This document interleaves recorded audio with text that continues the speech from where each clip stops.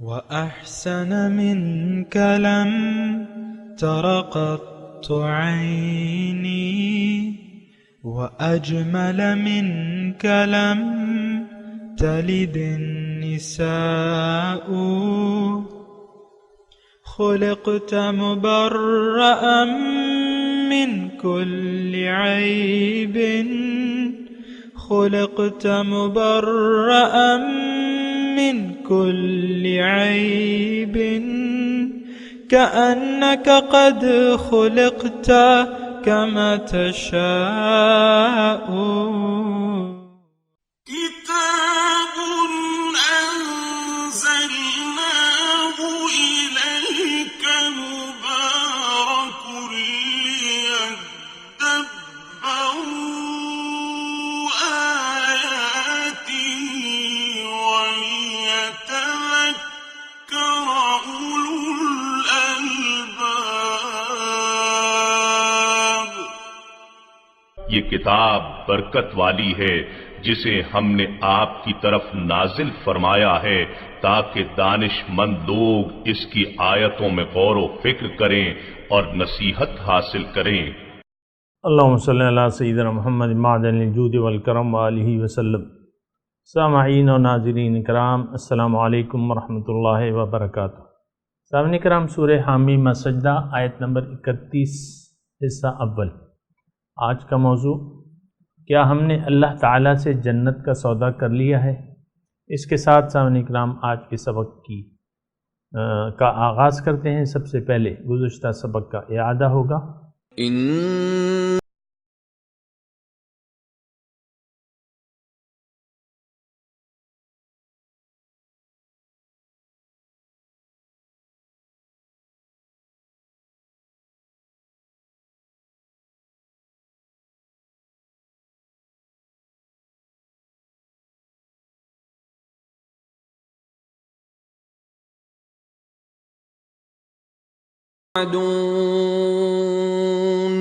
بے شک جن لوگوں نے کہا ہمارا رب اللہ ہے، پھر وہ اس پر مضبوطی سے قائم ہو گئے تو ان پر فرشتے اترتے ہیں اور کہتے ہیں کہ تم خوف نہ کرو اور نہ غم کرو اور تم جنت کی خوشیاں مناؤ جس کا تم سے وعدہ کیا جاتا تھا۔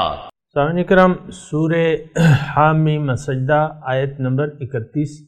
نحن اولیاؤکم، ہم تمہارے دوست ہیں، فی الحیات الدنیا، دنیا کی زندگی میں بھی، وفی الآخرہ، اور آخرت میں بھی، ولکم، اور اس آخرت میں تمہارے لیے، فیہا، اس میں، ما تشتہی انفسکم، جو تمہارا جی چاہے گا وہ نعمتیں ہوں گی، ولکم فیہا ما تدعون، اور جو نعمتیں تم منگواؤ گے وہ ہوں گی، نزلم من غفور الرحیم، یہ مہمانی ہے اس غفور الرحیم کی جانب سے، بخشنے والے مہربان کی طرف سے۔ سامعین کرام، تذکرہ ہو رہا تھا کہ جو لوگ ایمان لائے اور عمل صالح کیا تو ان کے بارے میں اللہ تعالیٰ بیان فرما رہا تھا کہ ان پہ فرشتے نازل ہوں گے اگر کسی نے، اے لوگو، یعنی ہمیں اللہ تعالیٰ ابھار رہا ہے نیکی کی طرف کہ تم ربنا اللہ کہہ دو اور پھر اس پر مستقیم رہو، جم جاؤ اس پہ۔ اس میں بات کو ہم سمجھنے کی کوشش کر رہے تھے۔ تو جس نے ایسا کہہ دیا، تتنزل علیہم الملائکہ، ان پہ فرشتے نازل ہوں گے۔ اصل میں یہ مقامات جو ہیں، جو قرآن اللہ تعالی ہمیں بیان فرما رہا ہے قرآن میں، تو یہ ہمارا مدعا نہیں ہے، یہ ہمارا مدعا نہیں ہے۔ مدعا کیا ہے؟ دنیا ہے، اور دنیا اور ما فیہا ہمارا مدعا ہے۔ اس کے بارے میں جب تذکرہ ہوتا ہے تو ہمارے کان کھڑے ہو جاتے ہیں۔ تھوڑے وقت میں زیادہ پیسہ کمانے کا طریقہ، یہ اگر ہو جائے تو پھر ہمارے کان کھڑے ہو جاتے ہیں، لیکن یہ جب نعمتوں کا تذکرہ ہوتا ہے، باطنی نعمتوں کا، اس پہ ہمارے کان نہیں کھڑے ہوتے۔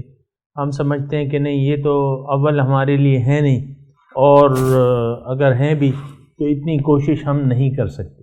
یعنی ہم زبان سے تو نہیں کہتے لیکن اس طرف ہمارا دل مائل نہیں ہوتا. تو یعنی اطاعت کی طرف دل مائل نہیں ہوتا، اور خلوص کی طرف دل مائل نہیں ہوتا، اور زندگی کو ایک مقصد کے تحت گزارنے کے تحت یعنی کے لیے ہمارا دل تیار نہیں ہوتا. تو پھر یہ ہوتا ہے کہ قرآن کے مضامین جو ہیں اسی طرح رہ جاتے ہیں، ہم اس سے کوئی خاص فائدہ نہیں اٹھا سکتے. اگر میں آپ کو ایک حدیث بھی سناؤں گا ابھی، لیکن میں یہ کہنا چاہتا ہوں کہ دیکھیں ایمان کا ایک ذائقہ ہے اور اس کے کچھ اثرات ہیں، مابعد اثرات ہیں. اگر آپ اللہ کو اپنا رب تسلیم کر لیں اور اس پر جم جائیں، پھر طریقہ ہے اللہ والوں سے پوچھیے. لیکن اگر کوئی ایسا کر لے اور ایمان اللہ کو اپنا رب تسلیم کر کے اس پر جم جائے، تو اس کو ذائقہ جو ہے یعنی اس کے اثرات یہاں بیان ہوئے ہیں.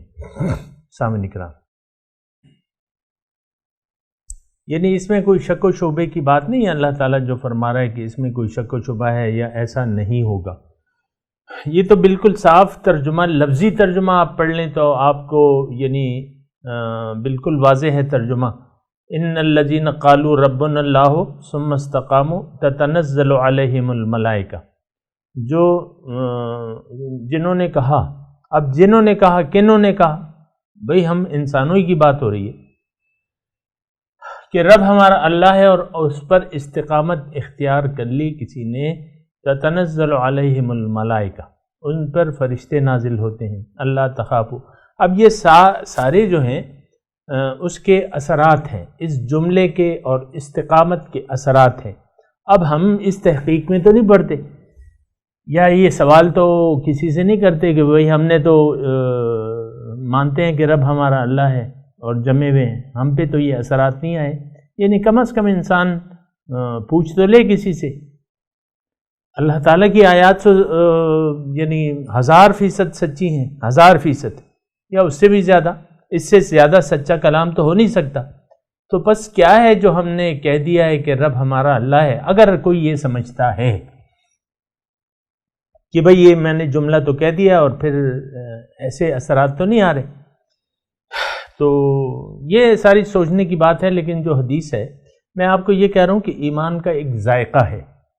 ایمان کا ایک ذائقہ ہے. ہر چیز کا دیکھیں، دنیا میں کوئی بھی چیز ہو اس کا کچھ نہ کچھ ذائقہ ہوتا ہے. کھانے کی چیزوں کا ہر ایک چیز کا ایک ذائقہ ہوتا ہے. کوئی خوش ذائقہ ہوتی ہیں چیزیں، کچھ بد ذائقہ ہوتی ہیں، کچھ کھٹی ہوتی ہیں، کچھ میٹھی ہوتی ہے، کچھ نیم کھٹی میٹھی ہوتی ہیں. مالٹا ہے، اس میں ترشی بھی ہے، مٹھاس بھی ہے. مثال کے طور پہ آم ہے، ان کے اپنے ذائقے ہیں. کچا کھائیں گے تو ترش ہوگا، امیہ جسے ہم کہتے ہیں نا، کچے آم.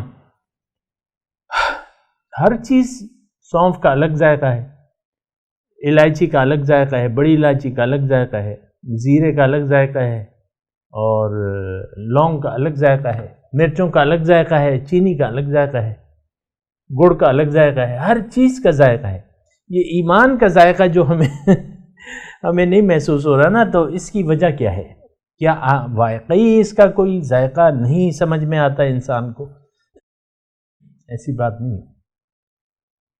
ایمان ایک ٹھوس چیز ہے، ایک حقیقت ہے، ایک باطنی حقیقت ہے، ایک یقین کا نام ہے. اس کا بھی ایک ذائقہ ہے، اور پھر اس کے یقین کا ذائقہ ہے، اس پہ عمل کا ذائقہ ہے. لیکن آئیے ایک حدیث کی روشنی میں ہم اس ذائقے کو دیکھیں کہ وہ ذائقہ حاصل کیسے ہوگا. حضور صلی اللہ علیہ وسلم فرماتے ہیں، ذاق طعم الایمان، ایمان کا ذائقہ اس نے چکھ لیا. من رضی باللہ ربن، جو راضی ہو گیا اللہ کے رب ہونے پہ، یعنی اللہ تعالیٰ کو اس نے اپنا رب حقیقی تسلیم کر لیا. وبالاسلام دینن، یہ رب کے میں نے آپ کو اللہ کی توفیق سے اس کے معنی بتائے ہیں، وہ سن لیں، گزشتہ سبق میں ہیں. تو من رضی باللہ ربن، جس نے اللہ کو اپنا رب تسلیم کر لیا، وبالاسلام دینن، اور اسلام کو اپنا دین تسلیم کر لیا. جو راضی ہو گیا کہ اسلام ہی میرا دین ہے، اسلام ہی کے مطابق میں نے زندگی گزارنی ہے، اور وہ پھر گزاری، اللہ کو رب مان لیا اور اس پہ جمے رہے، دین کو اپنا، اسلام کو اپنا دین تسلیم کر لیا، یعنی طرز زندگی، اسی کے مطابق زندگی گزاری۔ وَبِمُحَمَّدٍ النَّبِيَّ، اور محمد صلی اللہ علیہ وسلم کو اپنا نبی، اپنا رہنما، اپنا پیشوا، اپنا گواہ، عملی گواہ تسلیم کر لیا اور ان کی اتباع کی، یہ شخص جو ہے یہ ایمان کا ذائقہ چکھ لے گا، ذاق طعم الایمان۔ تو معلوم ہوا سامعین کرام، اگر کچھ کمزوری ہے تو پھر ہماری طرف سے ہے، اگر ایمان کا ذائقہ ہمیں نہیں محسوس ہو رہا، یا جو بھی ہمارا اسلام ہے، دین ہے، اس کا ایک ذائقہ ضرور ہے۔ اور وہ بھی میں آپ کو بتا دوں کہ اس کا ایک ذائقہ یہ بھی ہے کہ اللہ تخافوا ولا تحزنوا، جو ہم اس آیت میں پڑھ رہے ہیں کہ بھئی وہ شخص جو ہے وہ بالکل پرسکون اور مطمئن ہو جاتا ہے، قلبی اطمینان اسے میسر ہوتا ہے، اسے جو کچھ اس کے ارد گرد ہو رہا ہے، جو خوف ہیں، خطرات ہیں، منڈلا رہے ہیں، مثال کے طور پہ جو رکاوٹیں ہیں، اس کے بارے میں اس کو کوئی خوف اور تردد نہیں ہے، جو اس سے رہ جاتا ہے اس کا بھی اس کو کوئی غم نہیں ہوتا۔ وَأَبْشِرُوا بِالْجَنَّةِ، پھر فرشتے جو ہیں اس کی ہم نے تفصیل کی تھی، بہرحال میں یہ کہہ رہا ہوں کہ یقیناً اس ایمان باللہ کا ذائقہ ہے، اور وہ چکھنے والے جو ہیں وہ چکھ سکتے ہیں۔ آج اس ذائقے کی مزید تفصیل ہو رہی ہے، ان اثرات کی مزید تفصیل ہو رہی ہے کہ جو فرشتے ان کو جنت کی بشارت دیتے ہیں وہ یہ بھی کہتے ہیں، یعنی اس کی ڈھارس بناتے ہیں، مومن کی دنیا میں ڈھارس بناتے ہیں کہ بھئی ڈٹے رہو، جمے رہو، ہم تمہارے دوست ہیں، نحن اولیاؤکم فی الحیات الدنیا، ہم تمہارے ساتھی ہیں، اور یقیناً اللہ تعالیٰ، دیکھیں یہ کوئی ایسی بات نہیں ہے کہ یہ یعنی بعض لوگوں نے یہ لکھا ہے تفسیروں میں کہ قبر میں جب جائیں گے، موت آئے گی تو اس وقت یہ کہا جائے گا، ایسی بات نہیں ہے، تھوڑا سا سمجھ کی ضرورت ہے، اللہ تعالیٰ یعنی آپ تدبر کریں، اللہ تعالیٰ آپ کو سمجھنے کی توفیق دے گا۔ دیکھیں نحن اولیاؤکم، ہم تمہارے دوست ہیں، فرشتے کہتے ہیں، یعنی اللہ بالواسطہ، یعنی اس میں بھی کلام کیا ہے مفسرین نے کہ یہ اللہ کا کلام ہے، یعنی اللہ تعالیٰ کی طرف سے یہ کہا جا رہا ہے یا فرشتوں کی طرف سے باتیں کی ہے۔ فرشتے اگر کہہ رہے ہیں تو اللہ کی جانب سے کہہ رہے ہیں یقیناً، لیکن اللہ تعالیٰ نے جو ہے یہ ایک وعدہ کیا ہے، واللہ ولی المؤمنین، ہم تمہارے دوست ہیں، مومنین کا دوست کارساز جو ہے وہ اللہ ہے۔ پھر یہ بھی دیکھیں کہ حسبنا اللہ ونعم الوکیل، نعم المولا ونعم النصیر، حسبنا اللہ، اللہ ہمارے لیے کافی ہے، نعم الوکیل، بہت اچھا دوست ہے، کارساز ہے، اور نعم المولا، بہت اچھا مولا ہے، نعم النصیر، بہت اچھا مددگار ہے۔ الیس اللہ بکاف عبدہ، کیا اللہ اپنے بندے کے لیے کافی نہیں ہے؟ وَيُخَوِّفُونَكَ بِالَّذِينَ مِن دُونِهِ الیس اللہ بکاف عبدہ، یعنی اللہ اپنے بندے کے لیے کافی ہے۔ تو یہ نحن اللہ ولی الذین آمنوا، اللہ تعالیٰ مومنوں کا دوست ہے، کارساز ہے۔ تو یہ سامعین کرام تھوڑی سی میں آپ کو تسلی دے رہا ہوں جو بھی ہے میرے اپنے الفاظ سے، کہ یہ ساری چیزیں جو ہیں بڑے حوصلے کی ہیں اور بڑی ڈھارس کی باتیں ہیں، اور بات یہ ہے کہ اللہ تعالیٰ پہ بھروسہ ہوتا ہے مومن کا، کامل بھروسہ ہوتا ہے۔ وَعَلَى اللَّهِ فَلْيَتَوَكَّلُوا إِن كُنتُم مُؤْمِنِينَ، موسیٰ علیہ السلام اپنی قوم کو کہتے ہیں وَعَلَى اللَّهِ فَتَوَكَّلُوا إِن كُنتُم مُؤْمِنِينَ، اللہ پہ بھروسہ کرو اگر تم مومن ہو۔ تو یہ ساری چیزیں جو ہے یہ دنیا کی ہیں۔ نحن اولیاءکم، انسان دیکھیں جب مشکلات میں گھرا ہوتا ہے اس وقت اس کو تسلی کی ضرورت ہوتی ہے۔ خیر میں آپ کو یہ کہہ رہا ہوں، یعنی بالکل آپ پہ واضح ہو جانا چاہیے کہ جب آپ اللہ کے راستے میں قدم رکھتے ہیں، مشکلات مصیبتیں آتی ہیں، تو آپ کے دل کو ایک گونا اطمینان ضرور ہوگا۔ اگر آپ کے معاملات میں للہیت ہے اور آپ میں خلوص ہے تو ضرور اللہ تعالیٰ آپ کی مدد کرے گا، اور ہر طریقے سے کرے گا مدد۔ بس اتنا مطلب یہ ہے کہ قرآن اور حدیث کی یہ تو ایک انبار ہے پھر دلائل کا، کہ اگر ایسا ہی ہوتا ہے بہرحال باقی تو یقین کی بات ہے. نحن اولیاؤکم فی الحیات الدنیا و فی الآخرہ، آخرت میں بھی. اب ظاہر ہے کہ قبر جو ہے پہلی منزل ہے، تو وہاں بھی یعنی اگر اس مضمون کو میں شروع کروں تو قبر میں بھی اللہ تعالیٰ کی مدد ہوتی ہے، فرشتوں کی مدد ہوتی ہے، اور پھر حشر میں بھی ہوگی، اور پھر تو بس چل سو چل. وَلَكُمْ فِيهَا مَا تَشْتَهِي أَنفُسُكُمْ. اب یہ بیان جو ہے یہ آخرت کا ہے، آخرت کا بیان ہے. تمہارے لیے اس آخرت میں جو تمہارا جی چاہے گا، تشتہی انفسکم وَلَكُمْ فِيهَا مَا تَدَّعُونَ، اور جو تم منگواؤ گے وہ ہوگا. اور یہ مہمانی ہے غفور الرحیم کی جانب سے. دیکھیں ایک بات میں ضرور اس میں کہنا چاہوں گا، وہ یہ ہے کہ ہم انسان جو ہے یہ نفع اور نقصان دیکھ کے کوئی کام کوئی قدم اٹھاتا ہے دنیا میں بھی نا. یعنی کوئی بھی کام کرتا ہے تو اس کے مثبت پہلو اور منفی پہلوؤں کو دیکھ کے ایک قدم اٹھاتا ہے، اور بعض اوقات وہ رسک لے لیتا ہے. یعنی آپ ایک کاروبار شروع کر رہے ہیں تو آپ کو یہ نہیں معلوم کہ یہ بیل منڈے چڑھے گی کہ نہیں چڑھے گی. یا آپ ایک ریسٹورنٹ کھول لیں، بہت سے ہمارے سامنے ریسٹورنٹ کھلے اور بند ہو گئے. تو دنیا میں انسان جو ہے خیر اور شر کا موازنہ کر لیتا ہے. خیر کا پہلو اسے زیادہ نظر آتا ہے تو وہ کام کر گزرتا ہے، بعد میں وہ ہو سکتا ہے وہ کام میں خیر نہ ہو. اور یہ بات بھی سامعین کرام، میں یہ مضمون بہت قیمتی ہے، میں اس کو آہستگی سے بیان کر رہا ہوں کہ دیکھیں ہر کام میں آپ اپنا نفع اور نقصان دیکھ کے، آپ ایک جگہ مثال کے طور پہ آپ کو کوئی دوست کہتا ہے مجھے پیسے دے دو، میں انویسٹ کرتا ہوں اور منافع جو ہے آدھا آدھا ہوگا.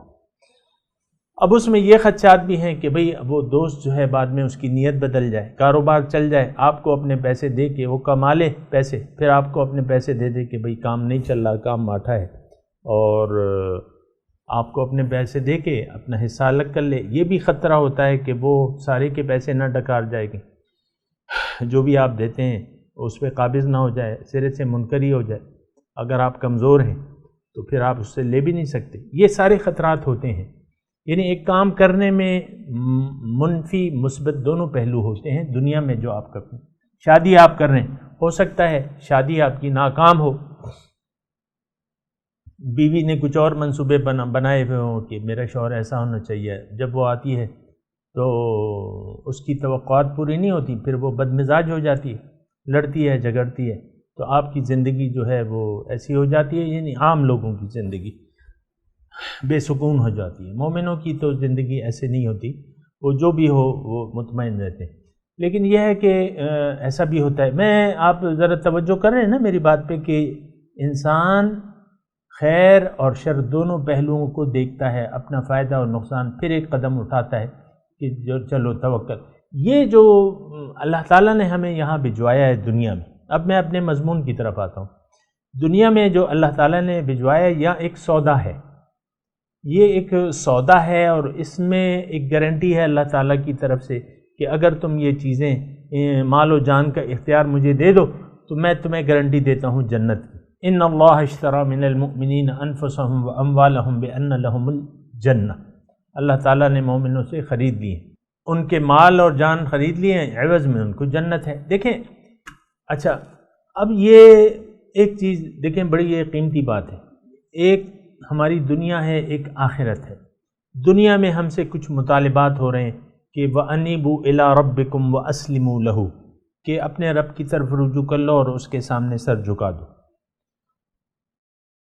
اور یعنی اللہ کی مرضی سے زندگی گزارو. ہم سے یہ کہا جا رہا ہے کہ بھئی تم اپنی مرضی سے زندگی نہیں گزارو.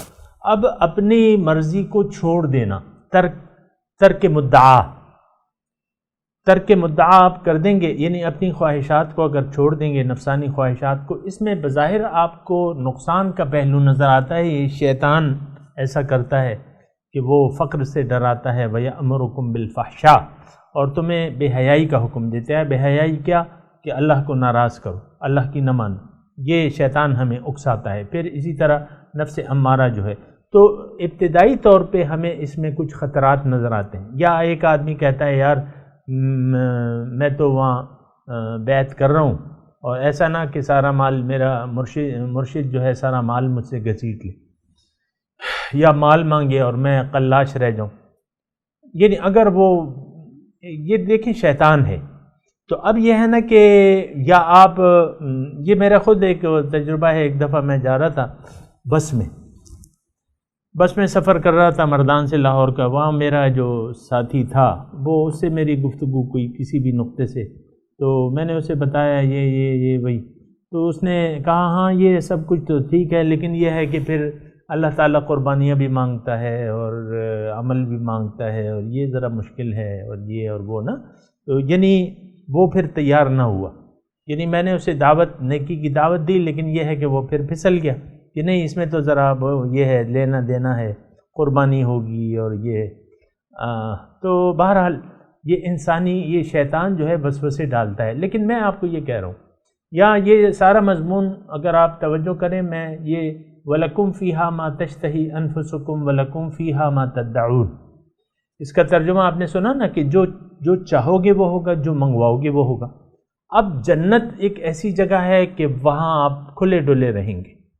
بہت میں تو افسوس سے یہ کہہ رہا ہوں کہ ہمارا نہ تو جنت پر یقین ہے نہ دوزخ پر ہے، وہ تو ایک الگ چیز ہے کہ آپ کے ہمارے یہ تمام جو باطنی امور ہیں یہ ہمارے یقین سے خالی ہیں۔ اس پہ ہم ظاہری طور پہ یہ آپ دیکھیں نا، عام طور پہ جنت کا تذکرہ ہوتا ہے تو لوگ جو ہے مذاق بھی شروع کر دیتے ہیں اور کھلواڑ شروع کر دیتے ہیں، یا دوزخ کے ساتھ کھلواڑ شروع کر دیتے ہیں۔ جیسے مشرکین تھے، انہوں نے کہا کہ بھئی 9 فرشتے ہیں جنت دوزخ پہ، 9 داروغائیں، تو ایک مشرک نے کہا کہ بھئی 7 کو تو میں، یعنی جو بھی ان کے الفاظ تھے مفہوم اس کا یہ ہے کہ بھئی 7 فرشتوں کو میں گھیر لوں گا، 2 کو تم لوگ سنبھال لینا۔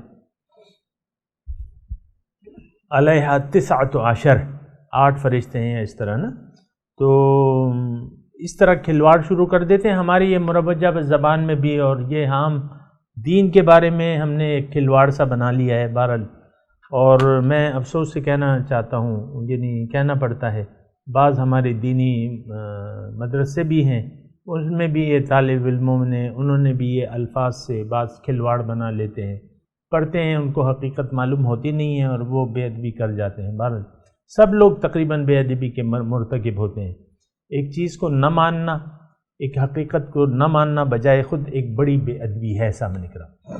جنت اللہ تعالیٰ نے تیار کی ہے، اس کا وعدہ کیا ہے، اس کی گارنٹی دی ہے۔ جنت کا مشاہدہ ہمارے حضور صلی اللہ علیہ وسلم نے معراج کی رات کیا ہے، دوزخ کا کیا ہے، تو اس کو نہ ماننا بھی بے ادبی ہے، بہت بڑی بے ادبی ہے کہ ہم ایک حقیقت بیان ہو رہی ہے اور اس پہ ہم یقین ہی نہ کریں۔ لیکن جنت بہرحال ایک میں نے آپ کو کہا نا کہ جنت ہے کیا اصل میں؟ جنت اللہ تعالیٰ کے قرب، اس کے دیدار، اس کی معرفت، اس کی ملاقات کا دوسرا نام کیا ہے؟ جنت۔ اور اللہ تعالیٰ کے غضب، اس سے دوری، اس کی ناراضگی کا دوسرا نام کیا ہے؟ دوزخ۔ لیکن میں آپ کو یہ کہہ رہا تھا کہ یہ جو ہے یہ انسان، یہ جنت کیا ہے؟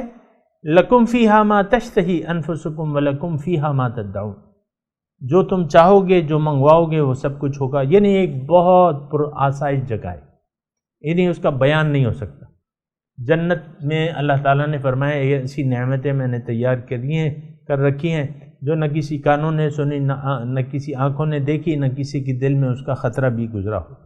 اور یہ جو کچھ بیان ہو رہا ہے یہ اس کی مثال ہے۔ مثل الجنت التی وعد المتقون، یہ مثال ہے۔ بہرحال ایک بہت اچھی رہنے کی جگہ ہے، اور کب تک ہے؟ ہمیشہ کے لیے۔ اچھا، اب دنیا میں انسان چاہتا ہے کہ مزے کریں۔ انسان آخرت سے اگر منہ موڑتا ہے تو وہ دنیاوی آسائشات اور مزوں کی توقع لے کے اللہ کو بھلا کے دنیا کو چاہتا ہے۔ اب آپ یہ دیکھیں، اگر کوئی ایسا کرتا ہے کہ اس نے آخرت کے مقابلے میں دنیا کو ترجیح دے دی، اللہ کو ناراض کیا اور دنیا کو ترجیح دے دی، تو یہ کتنے دن مزے کر لے گا؟ چلو سمجھ میں آ گئی کہ مزے ہیں۔ ایک انسان یعنی 60 سال 80 سال مزوں میں گزار دیتا ہے، لیکن آخرت کے مقابلے میں دنیا کی مثال ایسی ہے جیسے سمندر آخرت ہے، دنیا جو ہے آپ ایک اس سمندر میں انگلی ڈبوتے ہیں یا ایک سوئی کو داخل کرتے ہیں، جتنا پانی سوئی کے ناکے پہ لگا ہے یہ دنیا ہے۔ تو میں یہ کہہ رہا تھا کہ یہ تو دیکھیں حساب کتاب کی بات ہے، ہم یہاں بھی اپنے حساب کتاب سے چلتے ہیں، کوئی یعنی ہر کام میں نفع نقصان دیکھ لیتے ہیں پہلے، اچھے پہلو، اگر اچھے پہلو زیادہ ہیں تو وہ آپ کام کر لیتے ہیں، توقع آپ کی ہوتی ہے۔ یہ جو ہمیں دنیاوی مزوں کو یعنی مؤخر کر دینے کا حکم ہے کہ تم دنیا کے مزوں کے پیچھے نہ پڑو، اللہ کی اطاعت کرو، بندگی کرو اور کرتے چلے جاؤ اور خوب محنت کرو، جاہدوا فی اللہ حق جہاد۔ اب یہ ایک سودا ہے کہ آپ دنیا کی زندگی کو تج کر دیں، یعنی مزوں کو، مزوں کے لیے زندگی نہ گزاریں اور محنت کریں، آخرت اللہ کو چاہیں، آخرت کو ترجیح دے دیں۔ تو اب یہ ایک سودا جو آپ کر رہے ہیں اور اس کے نتیجے میں جہاں آپ جائیں گے اور جو گارنٹیڈ آپ کو جگہ ملے گی وہ کیا ہے؟ آخرت، وہ کیا ہے؟ جنت، وہ کیا ہے؟ اللہ کا قرب، دیدار۔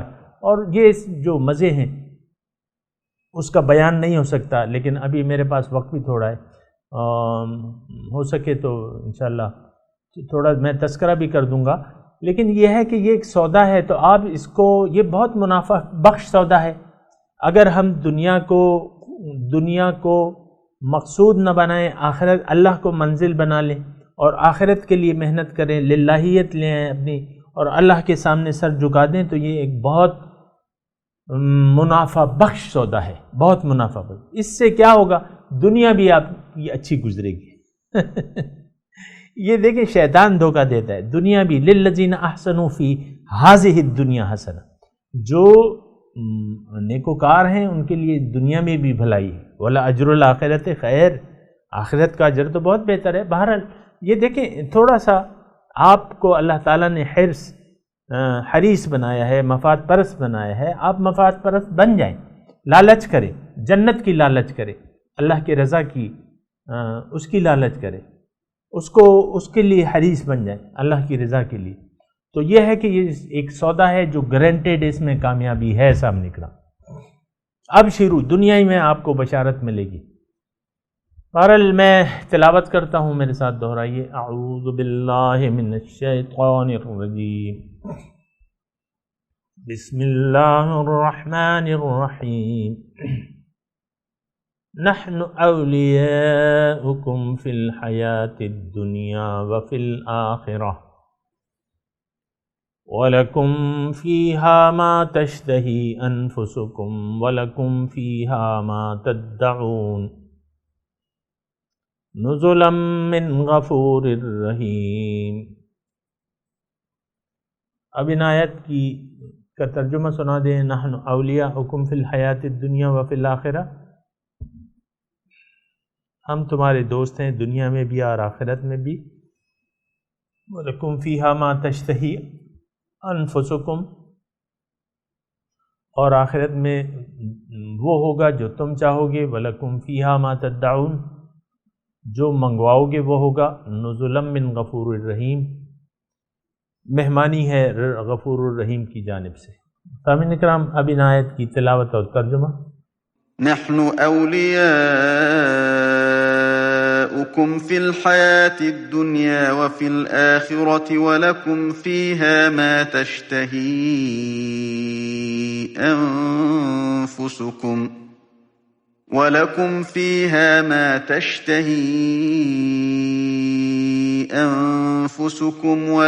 فيها ما تدعون. We are your allies in this life and in the hereafter, wherein you will have whatever your souls desire, and you will have therein whatever you call for. نزلا من غفور رحيم. As hospitality from an all-forgiving, merciful one. سامعین اکرام، اس کے ساتھ ہی آج کے درس کا وقت اختتام کو پہنچا۔ اگلے درس میں انشاءاللہ ملاقات ہوگی۔ وآخر دعوانا ان الحمدللہ رب العالمین، والسلام علیکم ورحمۃ اللہ وبرکاتہ۔